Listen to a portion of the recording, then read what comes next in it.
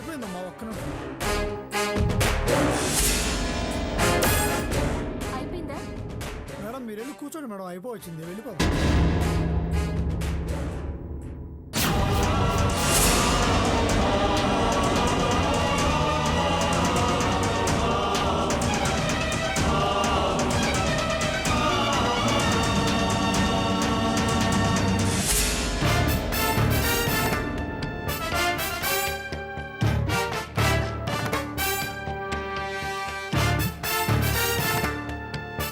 అయిపోయిందా? అయిపోయింది మేడం.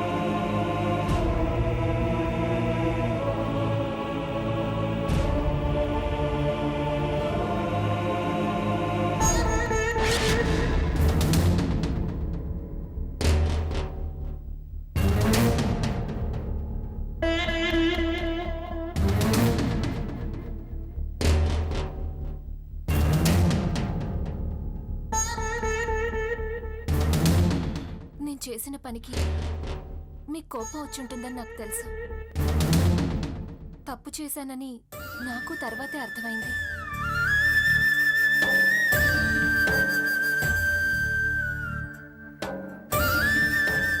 ఒక్క 10 నిమిషాలు నీతో మాట్లాడే అవకాశం ఇస్తారా?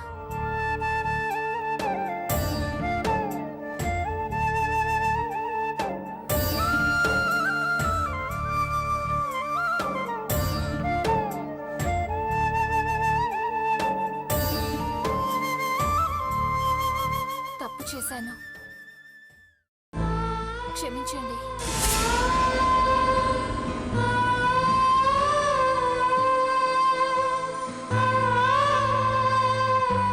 పొరపాటు జరిగింది అన్న మాట మీకు జరిగిన అవమానం ముందు చాలా చిన్నది, కానీ అది పొరపాటే.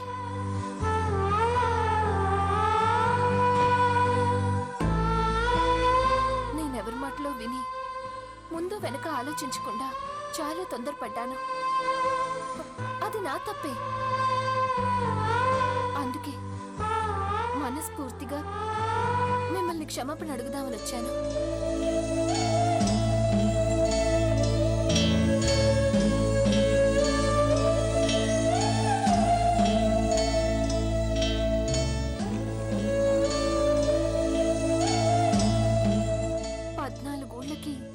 న్యాయం చెప్పే దేవుడు నా భర్త.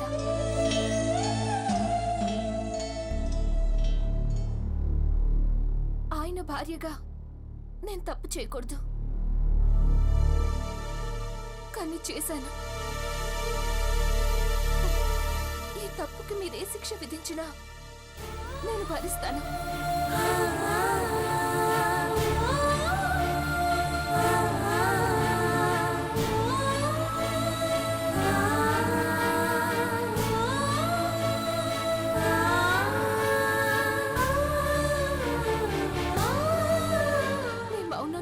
బాధ పెడుతోంది. నిజంగా జరిగిన దాంట్లో నా తప్పేదైనా ఉంది అంటే అది ముక్కు మొహం తెలియని ఒక మనిషి చెప్పిన మాట విండం. ఆవిడెవరో మీ గురించి తప్పుగా చెప్పి నన్ను రెచ్చగొట్టింది.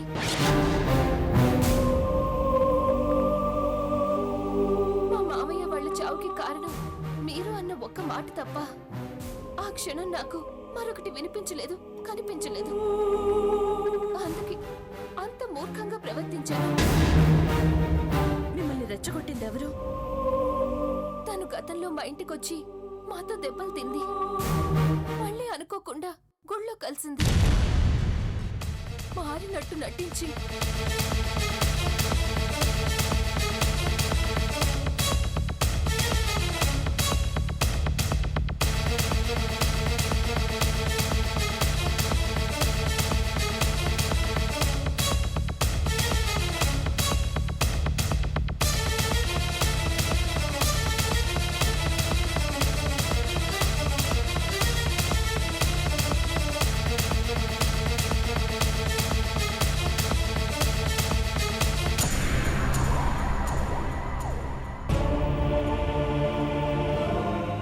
జరిగినట్లు చెప్పాను.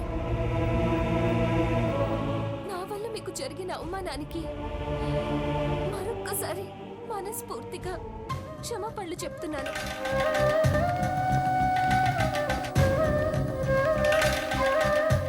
ఇంకా మీకు నా మీద కోపం ఉంటే మీరే శిక్ష విధించినా నేను ఆనందంగా భరిస్తాను. తప్పుకి శిక్ష ఉంటుంది కానీ పొరపాటుకి శిక్ష ఉండదు.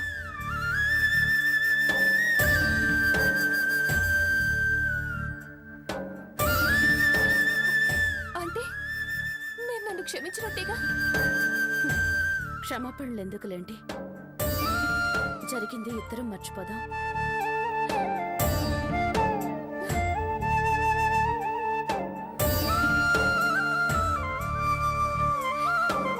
అమ్మయ్యా, ఇప్పటికి నా మనసు తేలిక పడిందండి. మీరు ఇంత మంచివారం తెలియక చాలా పెద్ద తప్పు చేశాను. మళ్ళీ ఎప్పుడు జీవితంలో ఇలాంటి తప్పు చేయను. వెళ్ళొస్తానండి.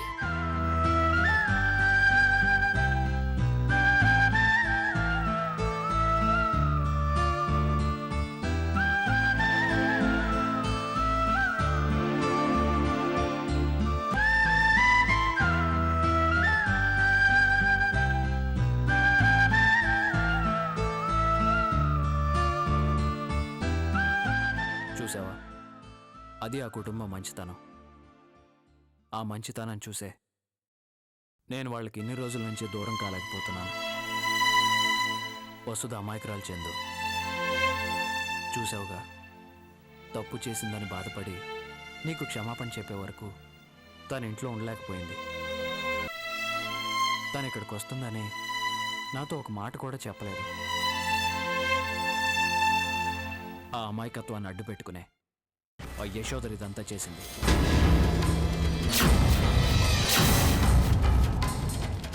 దాన్ని ఊరికే వదలకూడదు. నీకు జరిగిన అవమానానికి శిక్ష పడాల్సింది వసుధ కాదు, ఆ యశోదరికి. దానంతు చూస్తాను. వద్దు కార్తీక్, అవమానం జరిగింది నాకు, బదులు తీర్చుకోవాల్సింది నేను. దాన్నేం చెయ్యాలో నాకు బాగా తెలుసు.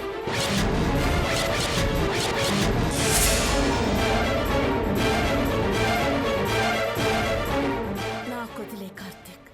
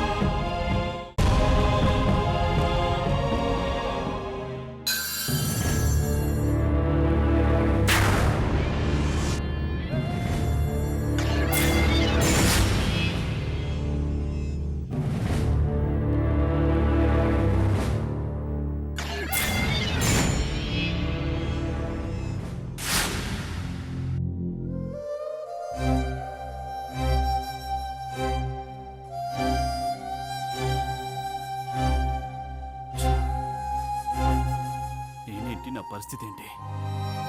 ఈరోజు నా బ్రతికేంటి?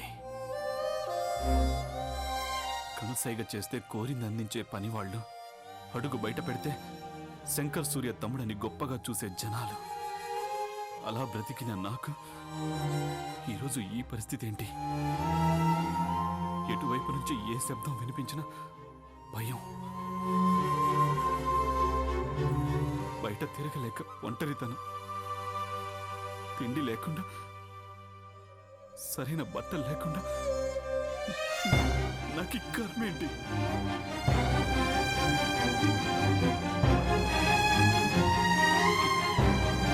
అడుక్కు తినేవాడు కూడా నడి రోడ్డు మీద ధైర్యంగా తిరుగుతాడు, కానీ నాకు ఈ పరిస్థితి ఏంటి? నా బ్రతుకు అంతకన్నా హీనమైపోయిందా?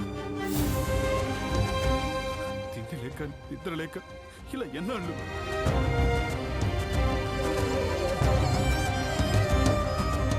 ఆకలితో నాది ఒక బ్రతికేనా?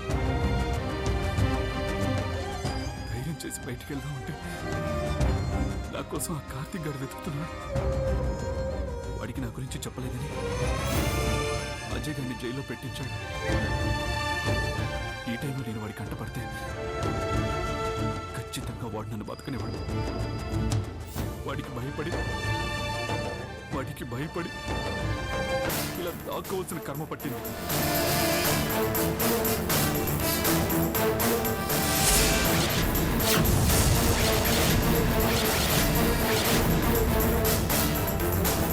ఇక్కడి నుంచి బయటపడేది ఎలా?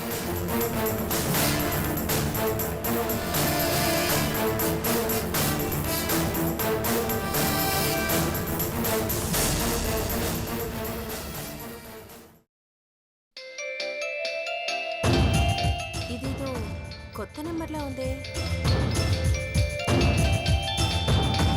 చూస్తే పోలా. హలో, మంజరి, నేను విరాట్ని.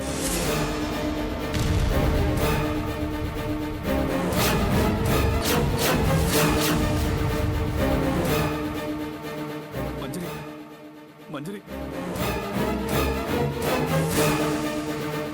మంజరి, నా పరిస్థితి ఏం బాగాలేదు. ఎవరు నన్ను పట్టించుకోవడం లేదు. నాకు సాయం చేస్తావా?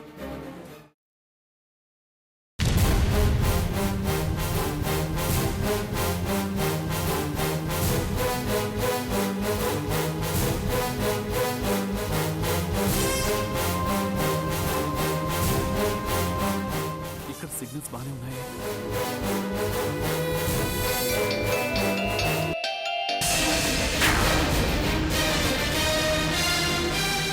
ఇదేంటి వీడు వదిలిపెట్టేలా లేడు. చివరికి నీకు కూడా కాకుండా పోయానా? అడిగినప్పుడల్లా అడిగినంత ఇచ్చాను. ఈరోజు నా పరిస్థితి బాగాలేదనగానే నువ్వు నా ఫోన్ కట్ చేస్తావా? అన్ని రోజులు ఒకేలా ఉండాలి. నా పరిస్థితి బాగున్న రోజు అప్పుడు చెప్తాను మీ అందరి సంగతి. ఇంట్లో వాళ్ళకే కాకుండా పోయావు. అటు నీ స్నేహితుడు నిన్నొద్దనుకుంటున్నాడు. మధ్యలో నాకెందుకో? ఇప్పుడు గాని నేను నీకు సహాయం చేశాననుకో, రేపు నీ విషయాన్ని నేను బయటపడితే నన్ను బతకనివ్వరు జనం. నాకెందుకులే గాని ఈ రోజు నుంచి మీరు వద్దు, మీ సహాయం వద్దు.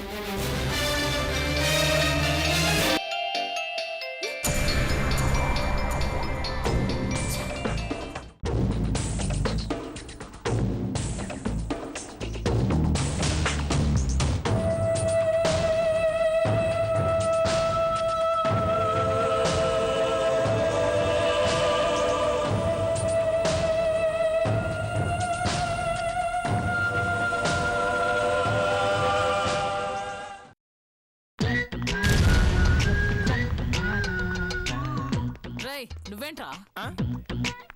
మీకు తిరిగే ఓపిక లేదు కదండి, అందుకే నేనే తిరుగుతున్నాను. ఏం చెయ్యలేకపోతున్నాననే తిక్కలో ఉన్నాను. అనవసరంగా కదిలించావనుకో, ఇంతవరకు నీ లెక్కలో వాడని నా తుపాకీ నీకోసం వాడాల్సి వస్తుంది.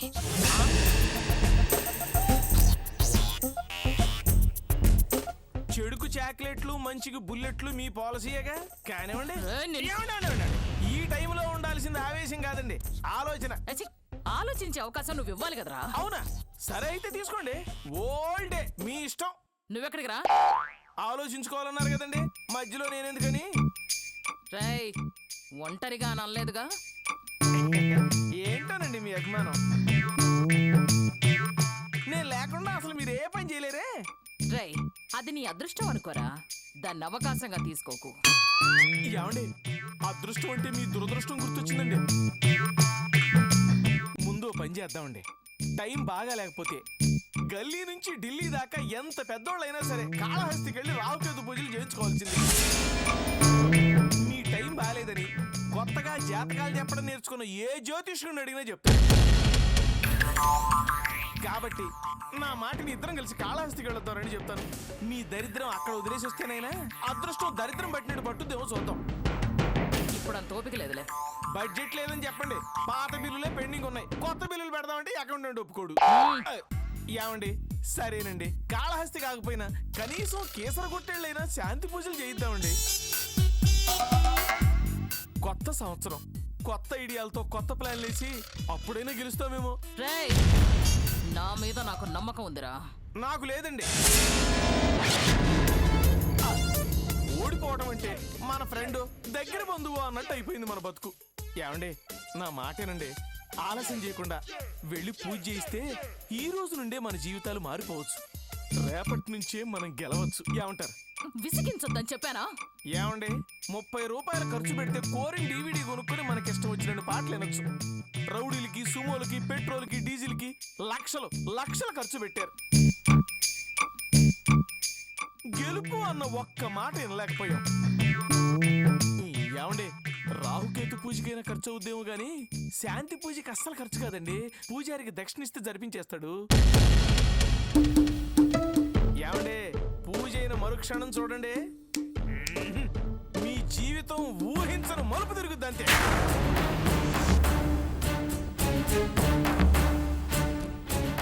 ఏమండి, ఎప్పుడు మీ మాట నేనంటే కానీ నా మాట ఎప్పుడన్నా మీరు విన్నారండి? ఈ ఒక్కసారి నా మాటేనండి ప్లీజ్. ఏమండి, దయచేసి మీరు మాత్రం ఆలోచించబాకండి. ఆలోచిస్తే పనులు కావని ఫ్లాష్ బ్యాక్ ని మన చేతత్వంలో చూపించినట్టు చూపించిందండి. పదండి, అబ్బ లేవండి.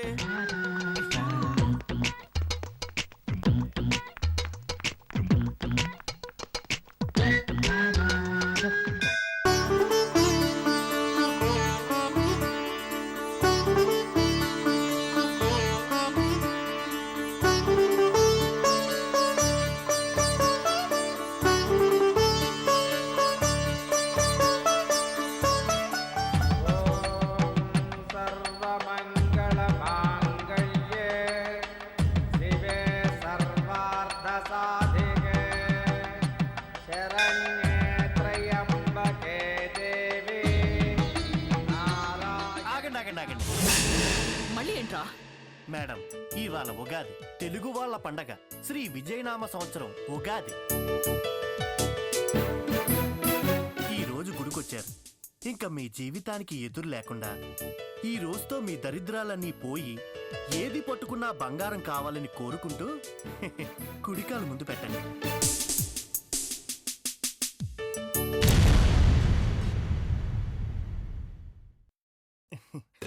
ఏమండి ఏమండి ఏమండి, ఇది రాత మారే జాతకం కాదు, దరిద్రం తేనె పట్టు పట్టినట్టు పట్టింది. దేవుడా, నువ్వే కాపాడాలి, నా వల్ల కాదు.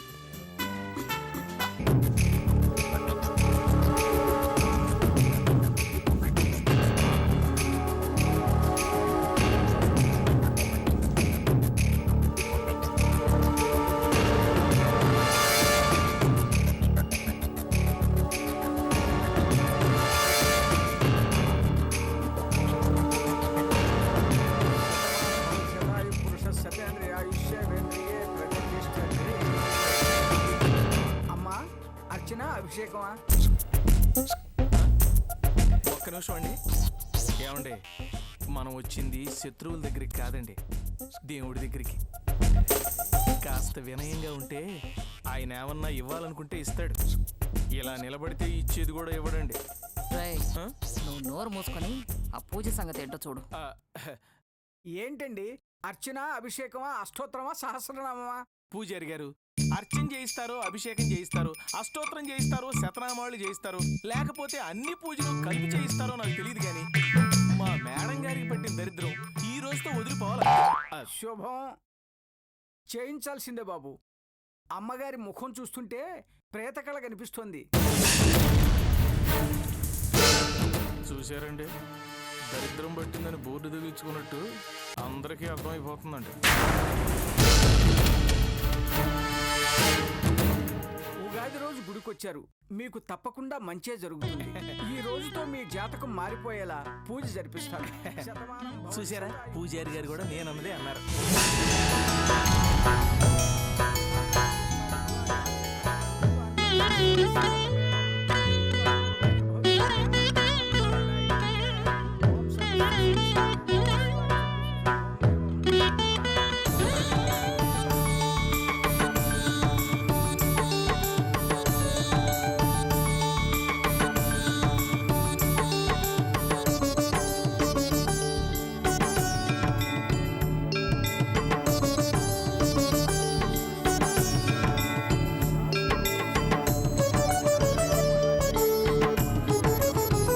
అటు చూడండి, నూతన సంవత్సరం కొత్త జంట హాయిగా ఉగాది పచ్చళ్ళ తీయగా, కారంగా, ఉప్పగా, పుల్లగా, చేదుగా, ఒగరుగా ఈ 6 రుచుల్లాగా 6 కాలాల పాటు కలకాలం ఆనందంగా వాళ్ళ జీవితం సాగిపోవాలని కోరుకుందామండి. ఏమండి ఒకసారి రేయ్, ముందు మన జీవితం సంగతి చూడు.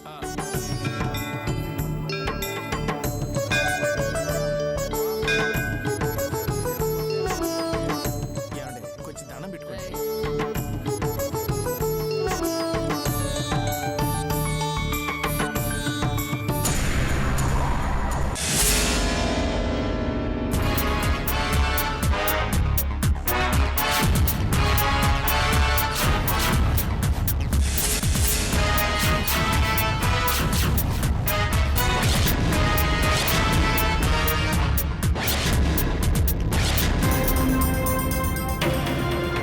గుండు భక్తి రావాలి కానీ వీళ్ళ కాలంలో భయం వస్తుందేంటి?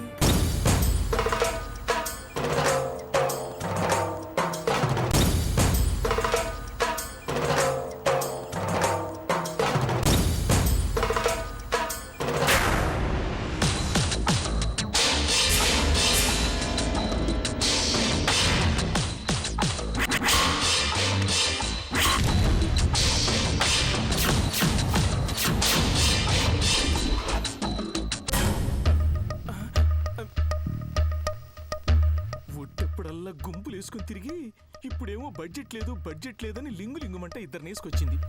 ఇప్పుడేమో ఆళ్ళు జంపు. ఇక ఈ ఎపిసోడ్ ఏకపక్షమేగా.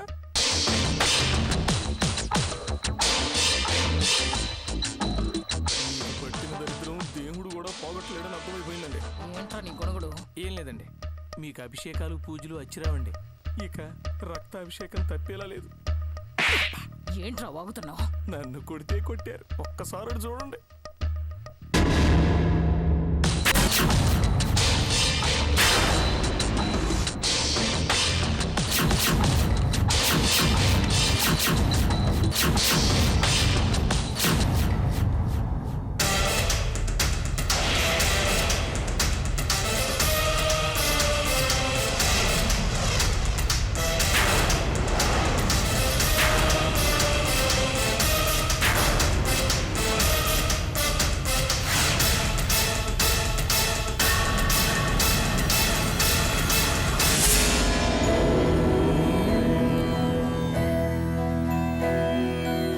నీ సమక్షంలో తప్పు చేయాల్సి వస్తున్నందుకు నన్ను క్షమించు స్వామి.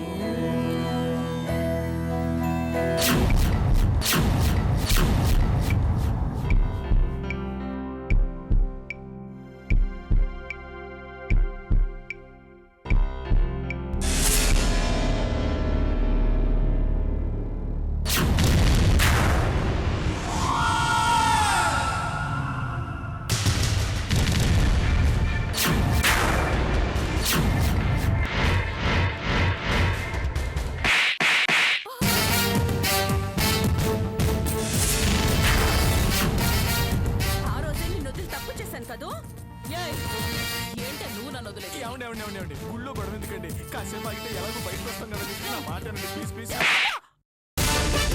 ఏం చెప్పావే వసుధకి? నీ వల్ల ఏం కావటం లేదని వసుధని నా మీదకి పంపిస్తావా?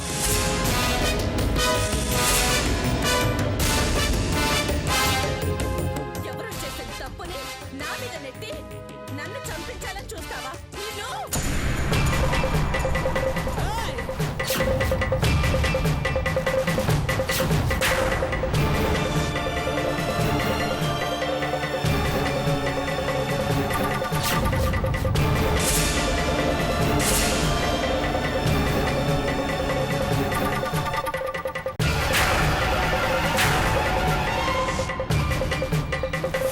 ఏయ్ నారాయణ, చూస్తావేంట్రా? పిలువు మన వాళ్ళని.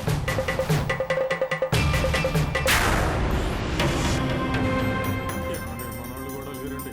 లో బడ్జెట్ లో తెచ్చిన వాళ్ళు నిలబడటానికి తప్ప ఫైటింగ్ పనికిరారు. నా మాట ఏనండి. ఏంట్రా? ఒక్కసారి అటు చూడండి.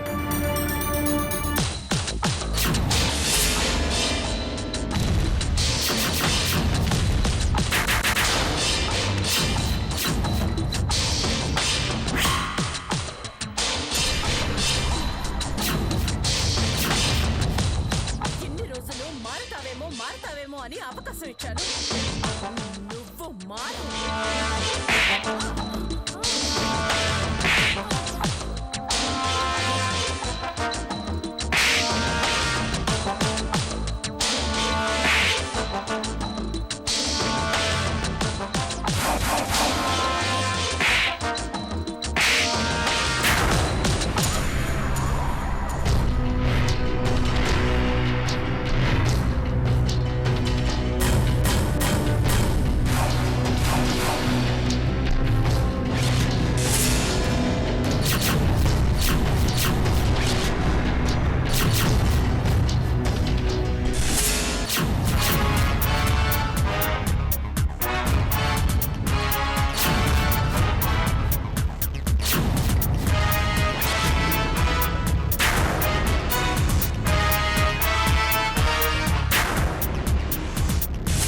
ఎన్ని రోజులు నువ్విలా తయారవ్వడానికి కారణం నీ ఆడతనాన్ని నువ్వు మర్చిపోవటం, ప్రేమలు అభిమానాలు విలువ తెలియకపోవటం.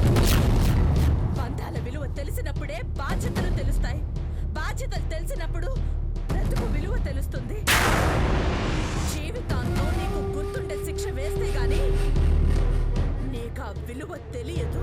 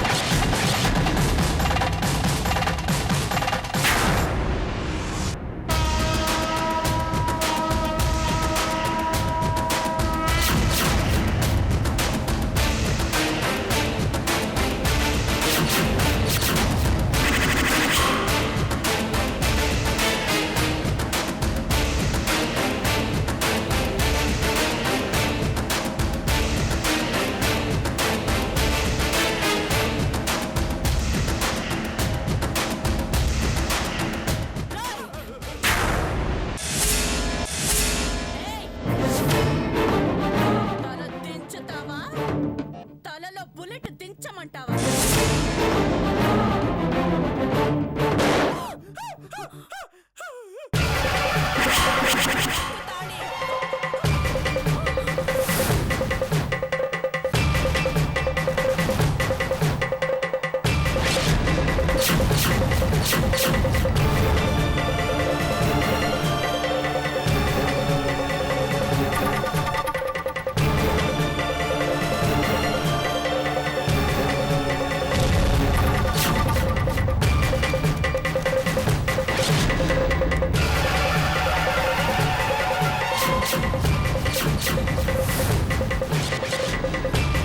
పంతులు గారు, దండలివ్వండి.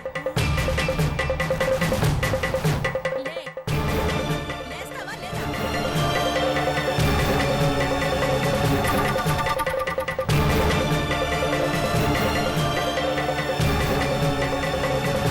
వెయ్యి. ఏం కాదురా దానికి.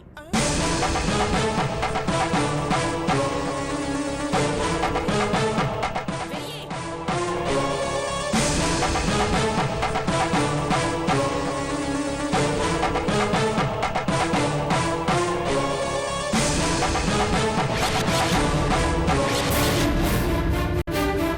కొత్త జంట, కొత్త సంవత్సరం. పగలు పంతాలు మానేసి పిల్ల పాపలతో చల్లగా ఉండండి.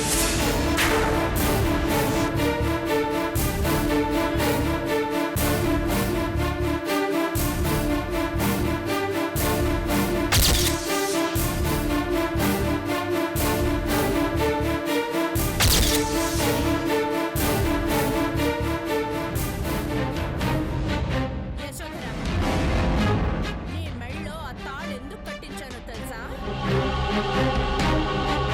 మళ్ళీ నా గురించి గాని కార్తీక్ గురించి గాని ఆలోచించినా సరే నీ మెడలో తాళి నీ చందుని గుర్తు చెయ్యాలి.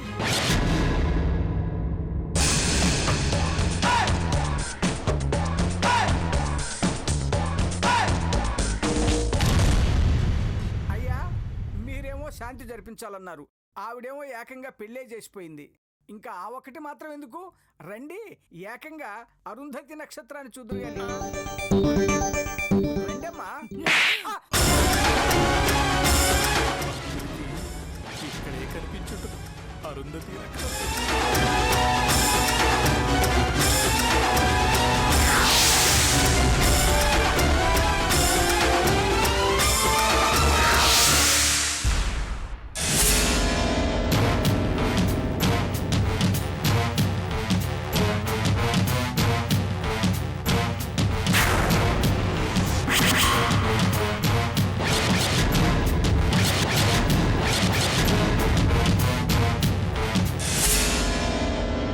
యశోధర, నీ మెళ్ళో ఆ తాళెందుకు కట్టించానో తెలుసా? మళ్ళీ నా గురించి గాని కార్తీక్ గురించి గాని ఆలోచించినా సరే నీ మెడలో తాళి ఈ చంద్రుని గుర్తు చెయ్యాలి. ఇది తాళి కాదే, అంతు చూడమని క్షణ క్షణం నాకు గుర్తు చేసే నీ జ్ఞాపకం.